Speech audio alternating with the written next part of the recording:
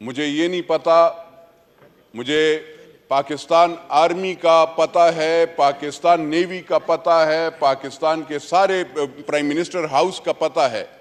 मुझे उनका पता है कि इनकी सैलरीज कितनी है, ये कहाँ पे क्या कितने रुपए स्पेंड करते हैं और कहाँ पे कौन कौन सी जगह गए हैं। चीफ ऑफ आर्मी स्टाफ से लेकर चीफ ऑफ नेवल स्टाफ हो, उन सब का पता है।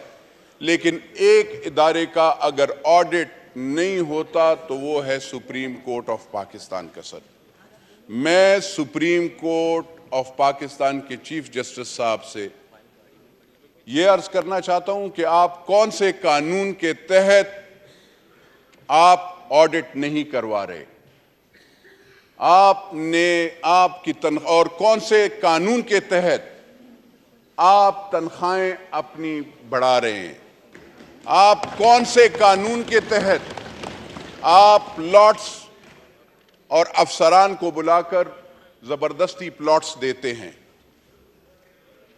क्या मैं इस ऐवान से पूछना चाहता हूं, और मैंने आज भी यहां पे सीडीए और वो जो उनको बुलाया, मैंने कहा आप मुझे बताएं कि कितने प्लॉट्स अभी एमएनएस को मिले, प्राइम मिनिस्टर को मिले, फेडरल मिनिस्टर्स को मिले, और कितने प्लॉट्स जजेस को मिले और लोगों को मिले, ताकि पता चले कि कौन हैं जो मरात याफ्ता और स्पेशल लोग हैं। यहां पे मुल्क गरीब हो रहा है और ये लोग प्लॉटों के पीछे लड़ाई लड़ रहे होते हैं। एमएनएस को तो मुझे पता चला कि नहीं मिल रहे, सेनेटर्स को भी नहीं मिल रहे, फेडरल कैबिनेट को भी नहीं मिल रहे। लेकिन जब मैंने देखा तो दो इदारे हैं वहां पे मिल रहे हैं। अभी मैंने लिस्ट मांगी है, आपको इंशाल्लाह मैं दूंगा। जहां तक सर डैम का डैम फंड है, बादशाह डैम, मैंने sir auditor general of Pakistan को कहा कि सर आप वहां पे as a chairman public accounts committee, और मेरे साथ honourable members of public accounts committee जो कि सारे पार्टियों से वहां पे बैठे हो, तो उन्होंने कहा कि हम ऑडिट करवाना चाहते हैं, जो कि पाकिस्तान की अवाम और पाकिस्तान की अफवाज ने और यहां पे सियासी लोगों ने, उन्होंने वो पैसे वहां पे उस डैम के फंड में जमा किए, उनका हम ऑडिट करना चाहते हैं कि बादशाह डैम में कितने पैसे जमा हुए और कितने लगे। सर उसको वहां पे स्टेट बैंक ऑफ पाकिस्तान को कहा गया कि आपने ऑडिटर जनरल को अकाउंट्स नहीं देने, आपने उनके साथ कोई चीज नहीं शेयर करनी। मुझे बताएं सर, ये कौन सा जंगल का कानून है कि आप अकाउंटेबिलिटी से डरते हैं? मैं तो अकाउंटेबिलिटी से नहीं डरता हूं, हम रोजाना अकाउंटेबिलिटी, ये कहते हैं इलेक्शन, मेरा सर रोजाना अकाउंटेबिलिटी होता है, मीडिया में होता है, अवाम में इलेक्शन के दिन 5 साल अलग होता है, मैं हल्के में जाता हूं तो मेरा अलग अकाउंटेबिलिटी होती है, ब्यूरोक्रेसी में अलग होती है, एफआईए में अलग होती है, नैब में अलग होती है। मुझे बताए कौन सी, इलेक्शन कमीशन में, फेडरल बोर्ड ऑफ रेवेन्यू में, मैं हर जगह पे देता हूं। और मैं तो ये हैरान हूं जो अपने आप को मदीना का वो खुदा मानो।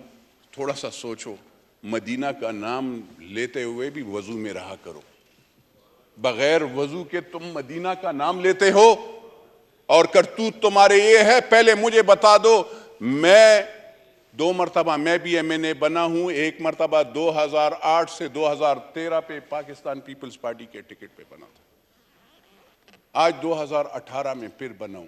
2013 में भी जो इलेक्शन मैंने हारा था, वो मैं सबको पता है कि हमें कैसे खैबर पुख्तूनख्वा में कैसे पाकिस्तान पीपल्स पार्टी या जेयूआई या एएनपी को किस तरीके से रोला गया। उनको कहा गया था कि हमने पीपल्स पार्टी, एएनपी और मौलवियों को नहीं लाना उसमें, और हमने इनको लाना है। क्या ये एक्सेप्टेंस कोई करेगा? जब तक आप इस चीज के एक्सेप्टेंस, और मैं जब बात करता हूं, मैं ये नहीं कह रहा हूं कि मैं कोई अच्छा आदमी हूं, मैं अल्लाह का बहुत आजिज बंदा हूं, मैं बहुत गुनाहगार बंदा हूं अल्लाह का। लेकिन मैं ये, मेरा एक अकीदा है, और मेरा ये अकीदा है जो भी पाकिस्तान के साथ गद्दारी करता है, गरीब अवाम का माल खाता है, हराम खाता है, वह हुजूर सल्लल्लाहु अलैहि वसल्लम का उम्मती नहीं है। मेरा ये वो है। और मैं ये चैलेंज करके जो वहां पे कभी टोपी, कभी वो जैकेट, कभी कौन सा, उनको मैं चैलेंज करके कहता हूं कि आए, मेरा भी एसेट देखें।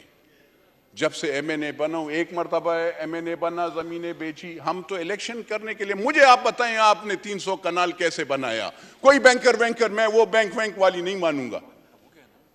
ये कोई अजीब काम है 300 कनाल में? मैं तो नहीं रह सकता हूं यार, मेरा तो 400-500 साल का वो है। यहां पे ये सारे माशाल्लाह जितने भी हैं, और इन साहिबान के खर्चे बुलेट प्रूफ गाड़ी कहां से पैदा करते हैं, कैसे बनाते हैं? बुलेट प्रूफ गाड़ी का तो फ्रंट शीशा भी 5-6 लाख 8 लाख रुपए का होता है। तो वो जहां जिसकी भी वो, लेकिन बात ये है, उनसे मैं खाली ये पूछना चाहता हूं, मुझे ये बताएं कि आपका जमान पार्क में नया घर किसने बनाया?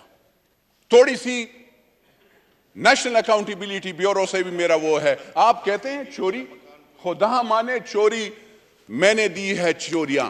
मैं प्राइम मिनिस्टर साहब से इस पे गिला भी करता हूं कि आपके कम अज come, you are the chief executive of this country and वो सुप्रीम कोर्ट के चीफ जस्टिस से तो अब मेरा गिला है नहीं, क्योंकि जितने करप्शन के केसेस मैं पकड़ता हूं, मैं बेचता हूं, वहां पे इनको स्टे ऑर्डर वो ये दे देते हैं। मैं तो एज अ, हम चोरी के केसेस पकड़ते हैं, हमने पकड़े हैं और हम देते हैं, और स्टे ऑर्डर्स वहां से उनको दे। हम कोई जाली कागजात पे जमीनें वो नहीं करते।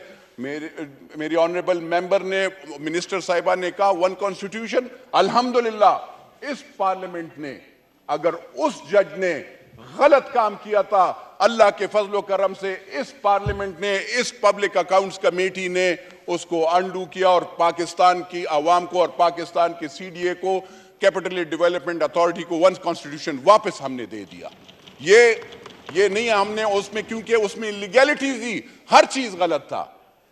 फिर यहां पे नेशनल अकाउंटेबिलिटी ब्यूरो के मैं कहता हूं, यहां पे आप 17 20 लाख रुपए सैलरीज ले रहे हैं आप, हम 1,50,000 रुपए पे हम आपको केसेस क्लियर कट देते हैं। यहां पे तो इंसाफ तो होता नहीं है। अदालतों से भी मैं कहता हूं, इदारों से भी मैं कहता हूं, मुझे ये बताया जाए कि चले वो ये सारे तो इन्होंने तो जेल गुजार दी, आप लोगों ने इनको कह दिया। जो मैंने केसेस दिए हैं बीआरटी का, बिलियन ट्री का, 110 बिलियन ट्री का, उसमें तो बाकायदा चेयरमैन नैब साहब आपने वहां पे कहा, जब मैंने आपको केसेस दिया, आपने कहा कि फोर्ज डॉक्यूमेंट्स के फोर्ज थंब इंप्रेशंस हैं और उसमें 2-2, 3-3 अरब रुपए एक बंदे के अंगूठे पे। तो आप उनको अरेस्ट क्यों नहीं करते, ताकि अवाम को पता चले कि ये जमजम के पानी से धुले हुए नहीं है, ये झूठे हैं, ये मक्कार हैं। जहां पे आपके हेल्थ का बेड, मैं फिर ये दोबारा इसलिए वो करना चाहता हूं कि जो हेल्थ का जो बिस्तरा होता है, आप तो अस्पतालों को आपने नहीं बख्शा। खैबर पुख्तूनख्वा में 9-10 साल आपने गुजारे हैं, 10 साल आपने के 11 साल आपने हुकूमत की, 2013 से 2018 और 18 से अभी 2022 में, अभी मेरे ख्याल में 23 में आपने 22 के एंड में आपने असेंबलियां तोड़ी, आपकी मेजॉरिटी थी। मुझे आप बता सकते हैं आपने अपने कितने वजीरों को पकड़ा? उन पे तो केसेस हैं। हेल्थ में आप बेड्स का देखें, जो बेड, जो ये रिमोट वाला बेड होता है जो 75,000 का, वो 15 लाख रुपए का, कहीं आपने देखा होगा? 15 लाख का एक बिस्तरा, ये शफाफ चली के हुकूमत में खैबर पुख्तूनख्वा में होता है। आप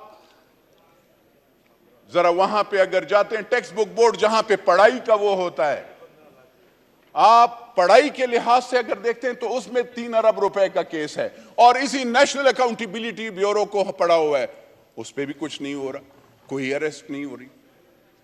सर, मैं अगर आप ऑनरेबल मेंबर से, ऑर्डर इन द हाउस।